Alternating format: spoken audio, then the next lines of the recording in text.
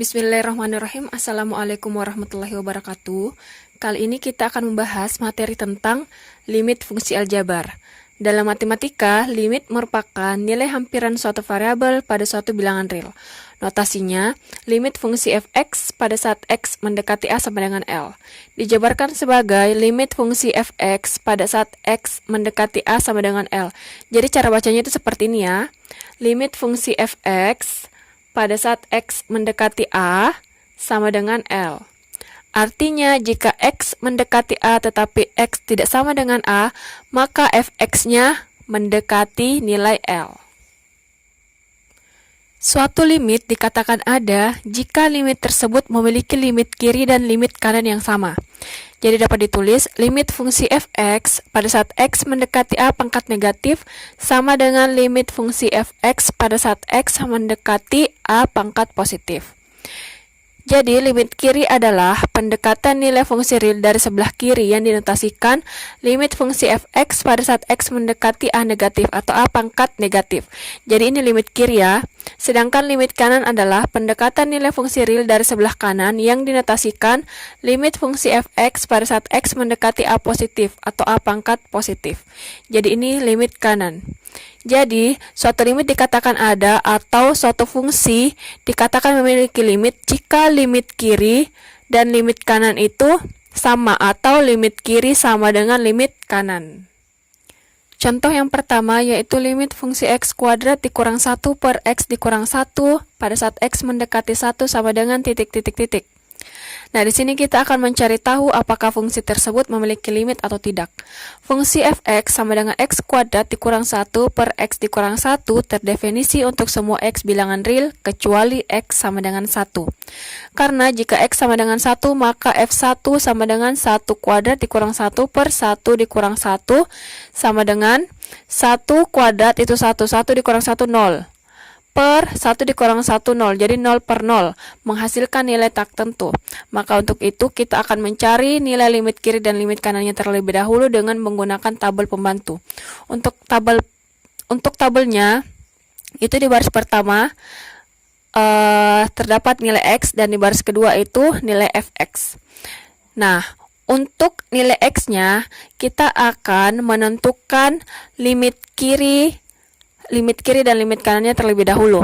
Nah, untuk limit kirinya itu kita bisa ambil bilangan yang mendekati angka 1 dari sebelah kiri, dan untuk limit kanannya itu kita bisa ambil bilangan apapun yang mendekati 1 dari sebelah kanan.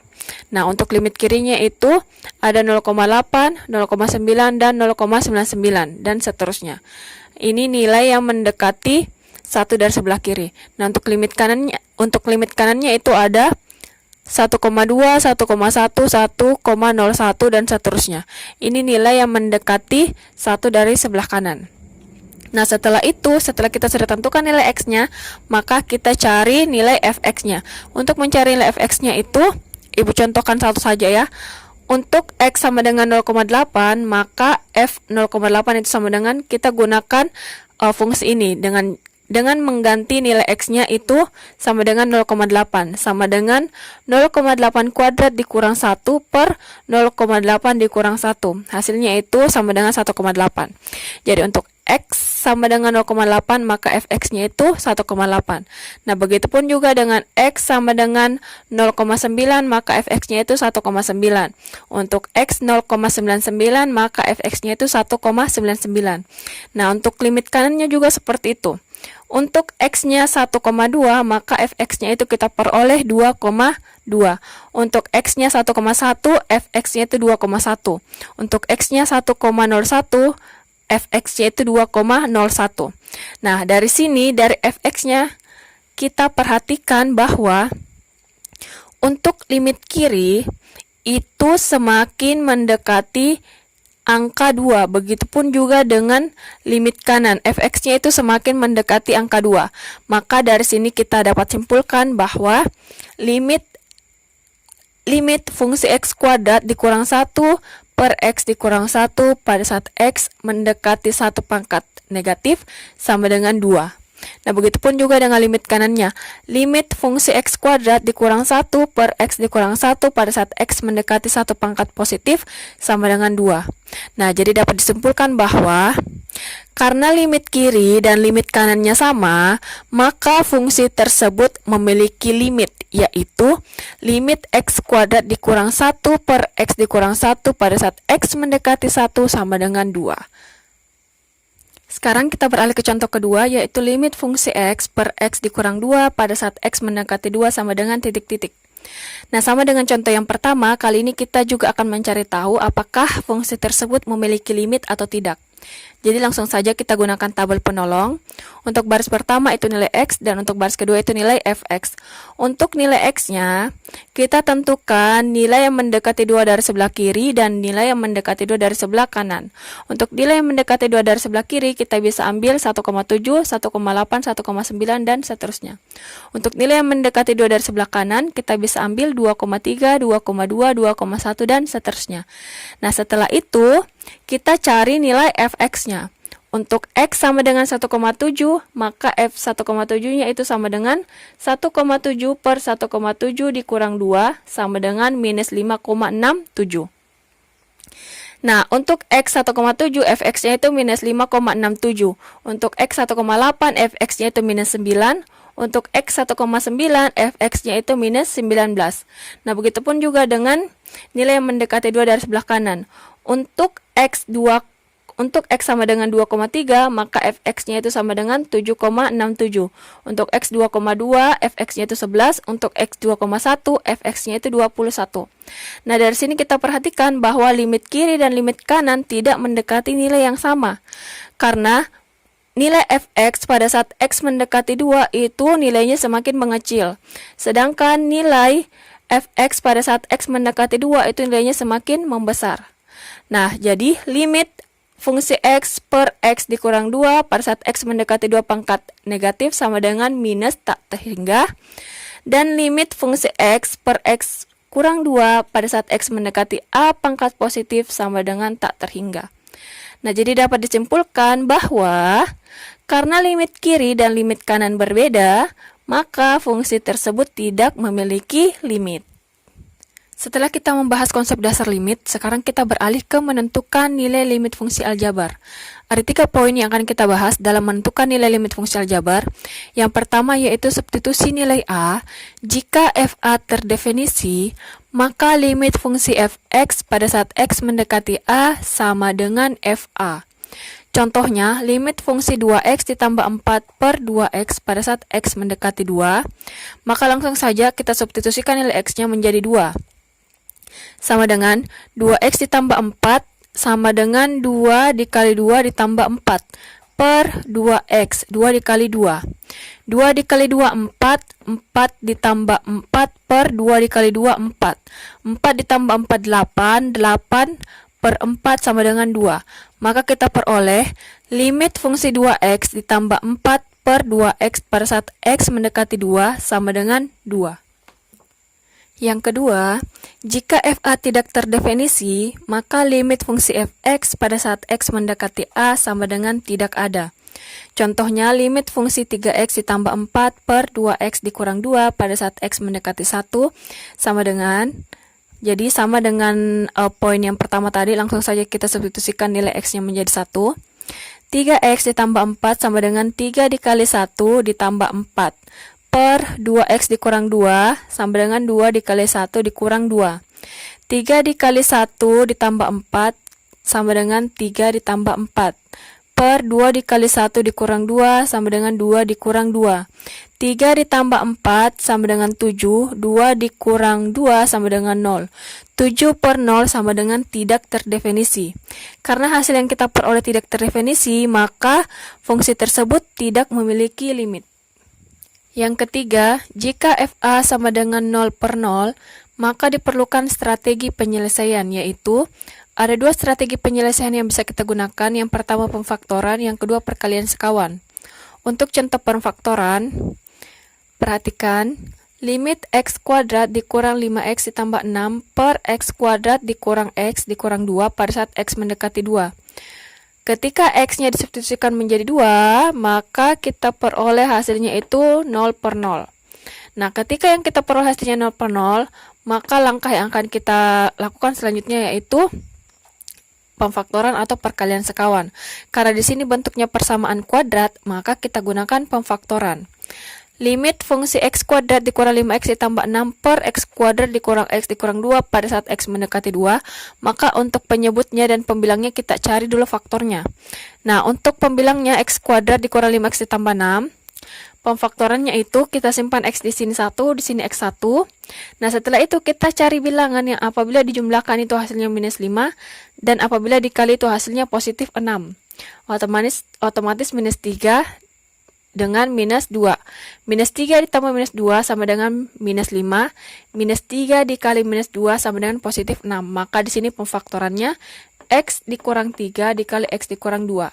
Nah, begitupun juga dengan x kuadrat dikurang x dikurang 2, itu hasil faktornya itu x ditambah 1 dikali x dikurang 2. Nah, setelah itu x dikurang 2 per x dikurang 2 kan hasilnya 1. 1 dikali dengan bilangan apapun itu kan hasilnya bilangan itu sendiri. Jadi 1 ini tidak mempengaruhi. Nah, setelah itu kita tulis sama dengan limit tinggal x dikurang 3 per x ditambah 1 pada saat x mendekati 2.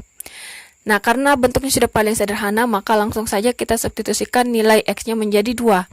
Nah, ketika x disubstitusikan menjadi 2, maka limitnya sudah tidak ditulis lagi. Jadi sama dengan x dikurang 3 sama dengan 2 dikurang 3 per x ditambah 1 sama dengan 2 ditambah 1. 2 dikurang 3 sama dengan minus 1 per 2 ditambah 1 sama dengan 3. Jadi hasilnya itu sama dengan minus 1 per 3. Maka diperoleh limit fungsi x kuadrat dikurang 5x ditambah 6 per x kuadrat dikurang x dikurang 2 pada saat x mendekati 2, hasilnya sama dengan minus 1 per 3.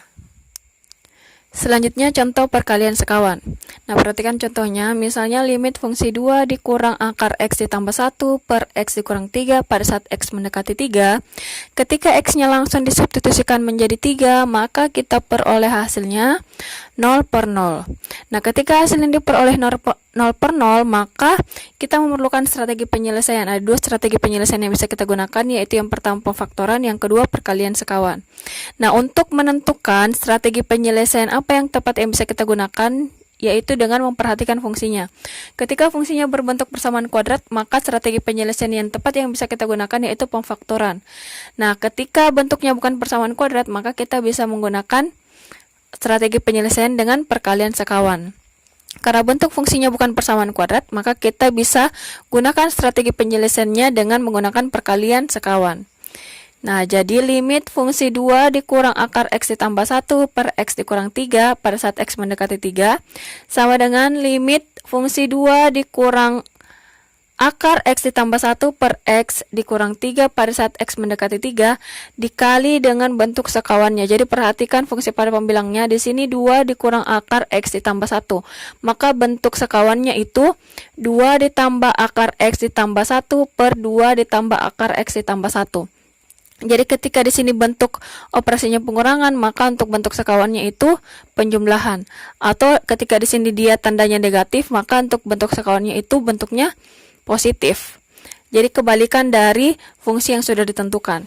Nah, setelah itu kita perhatikan 2 dikurang akar x ditambah 1 dikali 2 ditambah akar x ditambah 1.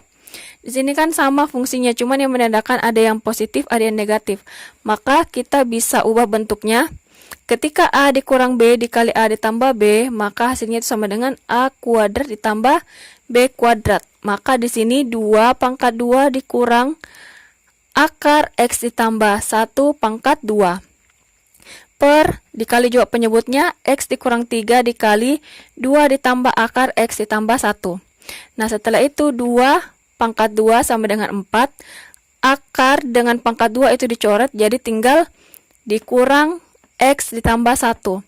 Nah, setelah itu minusnya dikali masuk dengan X ditambah 1.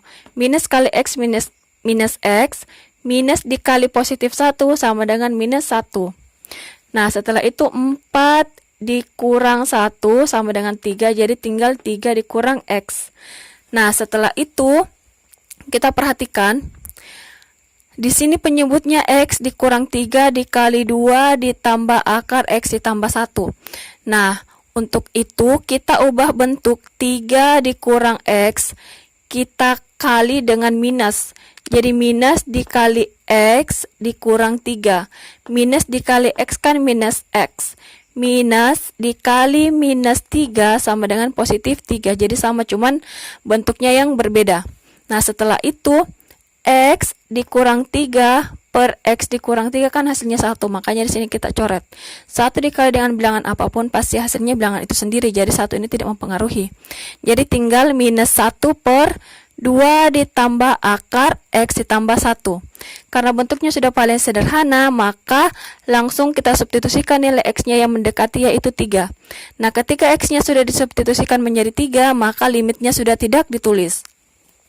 Jadi sama dengan minus 1 per 2 ditambah akar 3 ditambah 1. Sama dengan minus 1 per 2 ditambah akar 3 ditambah 1 sama dengan akar 4. Sama dengan minus 1 per 2 ditambah akar 4 itu kan sama dengan 2. Jadi 2 ditambah 2 sama dengan 4. Hasilnya itu minus 1 per 4.